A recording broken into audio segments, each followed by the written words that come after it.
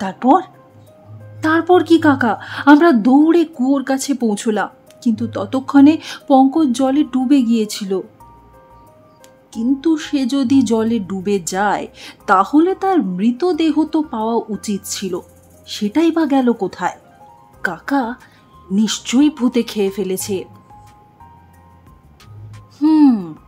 যদি ভূত হতো তাহলে তো আমরা সঙ্গে সঙ্গে সেখানে পৌঁছেছিলাম, কিন্তু পঙ্কজের দেহ গেল কোথায়? হ্যাঁ, এটা ভেবেই আমার মনে হয়েছে নিশ্চয়ই কুয়োর ভূত ওকে খেয়ে ফেলেছে। ও, এতক্ষণে কুয়োর ভূতের রহস্য পরিষ্কার হলো। হ্যাঁ, আমাদের গ্রামের পুরনো প্রাসাদের সম্পত্তি এরা লুট করতে চাইছে।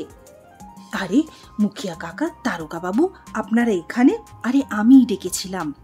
ভূত যখন আমাকে কুয়োতে টানতে পারলো না তখনই বুঝে গিয়েছিলাম কিছু গন্ডগোল রয়েছে। কিন্তু দীপক,